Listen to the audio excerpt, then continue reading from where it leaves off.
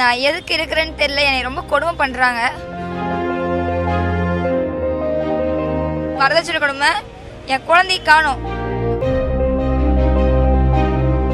ஒரு வீடு வாசல் இல்லாம ரோட்டு காலில் படுத்துட்டு இருக்கிறேன்.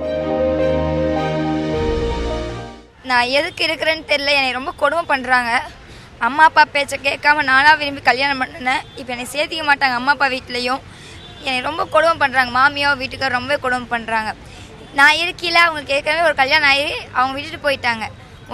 ஒரு வருஷம் கூட அந்த அக்கா வாழல, விட்டுட்டு போயிட்டாங்க. என்னை சொல்லாமல் கல்யாணம் பண்ணினதும் இல்லாமல் என்னை கல்யாணம் பண்ணி வரதட்சணை கொடுமை. என் குழந்தையை காணோம். 4 நாளாக காணோம். இப்போ அவங்க என் மேலே திருப்பி விட்றாங்க. நீ தான் எடுத்துகிட்டு போன குழந்தையை காணுங்கிறாங்க. நான் நிஜமாக எடுத்துகிட்டே போகல. இப்போ என்னங்க ஃபோனை பண்ணி நான் மீடியாவில் சொன்னனால என்னை என்னங்கிறாங்க, வந்தீங்கன்னா வெட்டிடுவேங்கிறாங்க.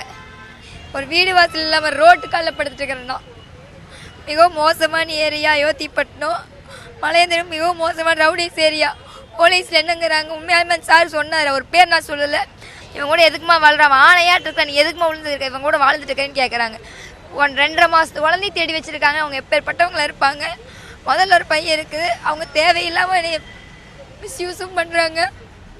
எங்கிட்ட நிறைய வாங்கிட்டாங்க. இப்போல்லாம் வெளியே சொல்ல முடியல. ஏன்னா அவங்களுக்கு கட்சிக்கார கையில் இருக்கிறாங்க. நான் யாரும் இல்லை தான் எனக்குன்னு எதுவுமே என்னை இது பண்ண மாட்டேங்கிறாங்க. நான் உண்மையாக வாழ விருப்பம் இல்லை.